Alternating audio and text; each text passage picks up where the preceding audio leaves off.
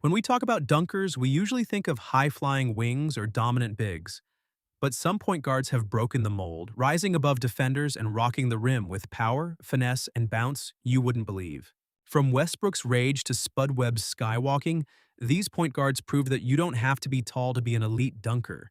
Every now and then, a point guard comes along who can rise above the trees and catch bodies with the best of them. These are the floor generals who didn't just dish assists and shoot threes, they demanded respect at the rim.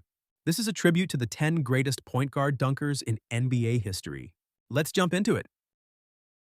We start off our list with one of the most underrated high flyers the league has ever seen, Robert Pack. If you weren't watching hoops in the 90s, you might have missed him. But make no mistake, Pac-Man was a certified posterizer. At just 6 feet 2 inches, Pack had a blistering first step, a 40-plus inch vertical, and the kind of violent leaping that made defenders instantly regret helping off the weak side. He wasn't just dunking in space, he was attacking big men and finishing through contact with explosive aggression. Pack wasn't flashy, he wasn't doing windmills or playing to the crowd. He was raw power and fearlessness, wrapped in a compact frame. And when he got downhill, you were either getting out of the way or ending up on a poster. From Denver to Washington, Robert Pack built a reputation as a human highlight reel, just without the hype machine behind him.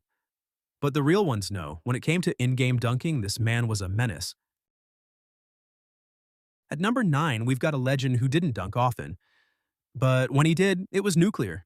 Kevin Johnson wasn't just your average 6'1" playmaker. He was a quick-strike, rim-punching assassin when the moment called for it. The most iconic example? That legendary dunk over Hakeem Olajuwon in the '94 playoffs. A small guard going right at a 7-foot Hall of Fame shot blocker and putting him in the dirt. Here he dunks on 7'4" Mark Eaton. That wasn't a fluke, that was Johnson's mindset. Attack first, ask questions later. Most fans remember KJ for his speed, smooth handle, and mid-range game, but real hoop heads know he had serious bounce and wasn't afraid to attack the rim. He had elite speed and first step and surprising elevation off one foot. With his combination of athleticism and shooting, he was truly ahead of his time during the '80s. At number 8, it's the Coney Island kid, Stephon Marbury. To understand Stephon Marbury, you've got to understand where he came from, Coney Island. He wasn't just an NBA star, he was the next chapter in a legendary bloodline of New York City point guards. In New York City, the point guard isn't just a position. It's a way of life. It's about swagger, toughness, creativity, and owning the court like it's your block. And Marbury, he was built for that. Slick handle, court vision, fearless attacks, and yeah, that explosive bounce most people forgot he had. He followed in the footsteps of guys like Kenny Anderson, Rod Strickland, and Mark Jackson, guards who turned asphalt into art. But what made Marbury different was that he could also dunk it when the time came. That rare mix of street ball handle and NBA power is what made him special. Stephon Marbury was one of the rare few who could do both. Break your ankles at the top of the key and break the rim if you gave him a lane. At number 7, we've got a man who redefined what was humanly possible on a basketball court, Spud Webb, the skywalker who was never supposed to fly. Standing just 5'7", Spud didn't just dunk, he soared. He didn't just surprise crowds, he shocked the world. In an era full of high flyers, Spud didn't have height, didn't have length, but he had one of the greatest vertical leaps in NBA history. We're talking 42 to 46 inches off the floor, nearly 4 feet in the air, from a guy shorter than most high schoolers. During the 1986 slam dunk contest, no one gave him a chance. People laughed when he entered. But by the end, he had beaten Dominique Wilkins, arguably the greatest contest dunker of that era, with a flawless performance that included a reverse 360, a two-handed double pump, and a powerful one-bounce windmill.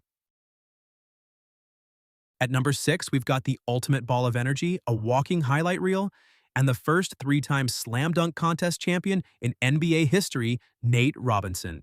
Let's take a second to appreciate the legacy Spud Webb left behind. Because without Spud Webb, there might never have been a Nate Robinson. Spud showed the world that heart beats height, that vertical leap could overcome vertical limitations. He opened the door, and decades later, Nate Robinson kicked it down. If Spud was the original blueprint for the small man dunker, Nate was the remix. Louder, wilder, more aggressive. Standing just 5 feet 9, Nate was pound for pound one of the most electrifying dunkers the game has ever seen. His most iconic moment is probably the 2009 dunk contest when he went against Superman Dwight Howard. He jumped over Dwight dressed as Crypto Nate to win the contest. Nate Robinson was short in stature, but his bounce, creativity, and confidence made him a giant in dunking history. At number 5, we've got a point guard who dunked like a power forward, moved like a guard, and played like a man possessed. Baron Davis. His legendary dunk over AK-47 during 2007 NBA playoffs is still shown in highlight mixtapes around the world. He's the first big-bodied point guard on our list. A mix of pure strength, bounce, and violence at the rim. 6 feet 3 inches, 215 pounds of pure muscle and explosiveness. He was trying to detonate. He came into the lane like a wrecking ball, and when he left the floor, he left defenders questioning their life choices. What made B. Diddy so dangerous was the combination of brute strength and elite athleticism. He could blow by you with a nasty crossover, then rise up and throw down a hammer so quick you barely had time to contest. And he wasn't shy. He dunked in traffic, on bigs, in playoff games, and he did it with flair. His dunks were punctuation marks, bold, loud, and often disrespectful. At number 4, we've got one of the most explosive, high-flying point guards to ever step on an NBA floor, Steve Francis. This is where our list starts entering the upper echelon of freakish point guard athletes. If you saw him play in the early 2000s, you already know. He wasn't just dunking for show, he was dunking with intent to destroy. At 6'3" with a vertical that pushed 44 inches, Francis didn't just glide to the rim, he launched like a rocket and punched the rim with bad intentions. He was a highlight machine with a sprinter's burst and a wide receiver's hops. Give him a lane, and he'd meet you at the rim. Or go over the top of you. Stevie Franchise brought the street ball soul into the league. Flashy, fearless, and fully loaded every time he attacked. Whether it was in transition, off a jab step, or catching lobs from Coutinho Mobley, Francis made dunking look personal. During the legendary 2000 slam dunk contest, he went toe-to-toe with Vince Carter for the title. Francis mixed flair and power better than almost any other point guard. Every kind of dunk was in his bag, and he used them with no fear even in traffic. Coming in at number 3, we've got the youngest MVP in NBA history, and one of the most devastatingly explosive athletes the game has ever seen, Derrick Rose. In his prime, Rose wasn't just fast, he wasn't just quick. He was a missile with a handle, a blur with a 40-plus inch vertical. And when he left the ground, he didn't float, he attacked. His dunks weren't about showing off, they were about breaking rims and breaking spirits. At his peak, Derrick Rose was a human highlight waiting to happen. But he delivered with pain, power, and precision. He was fast enough to go around you, strong enough to go through you, and explosive enough to go right over you. What made Rose especially deadly was his core and lower body strength. He could absorb contact midair and still maintain his balance, giving him the ability to finish dunks through defenders. In his MVP season, Rose was deadly out of the pick and roll. Once he turned the corner, help defenders would rotate. And that's when he'd elevate and punch it before they could fully contest. His legacy impact is immense. He is one of the most loved and respected players of his generation. Coming in at number 2 is a player who defies gravity like it's optional, Ja Morant. He is a point guard who doesn't just rise, he ascends. A high flyer who turns every drive into a poster opportunity, no matter who's standing in the way. While most players calculate risk at the rim, Ja invites it. His verticality isn't just explosive. It's fearless, improvisational, and borderline reckless. And that's what makes him electric. Ja Morant isn't just athletic. He's aerodynamically gifted. He's built like a spring, all fast-twitch muscle, with wiry 6'2" frame that allows him to lift off quickly and maneuver midair. His body is extremely flexible, allowing him to contort, twist, and pull off midair improvisations you'd expect from a gymnast or a parkour athlete. When Ja Morant takes off, you hold your breath and pray for the defender. He doesn't just dunk over big men, he embarrasses them. And he does it all with swagger and cocky attitude which elevate his dunks even higher. Before we unveil the greatest point guard dunker of all time, here are some honorable mentions. Dee Brown, John Wall,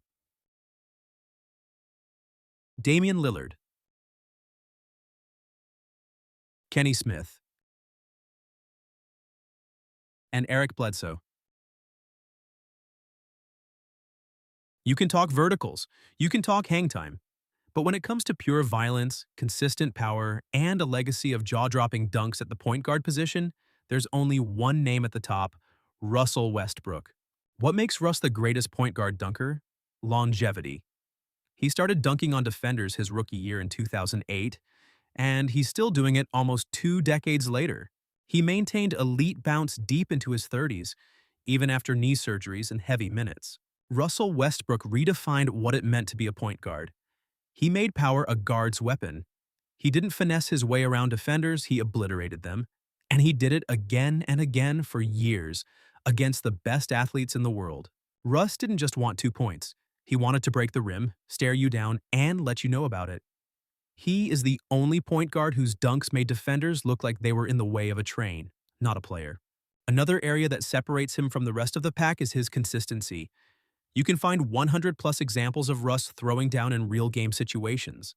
Every dunk felt like a message, and the message was, "Get out of my way." Who's your favorite point guard dunker? Let us know in the comments and make sure you subscribe for more videos like this.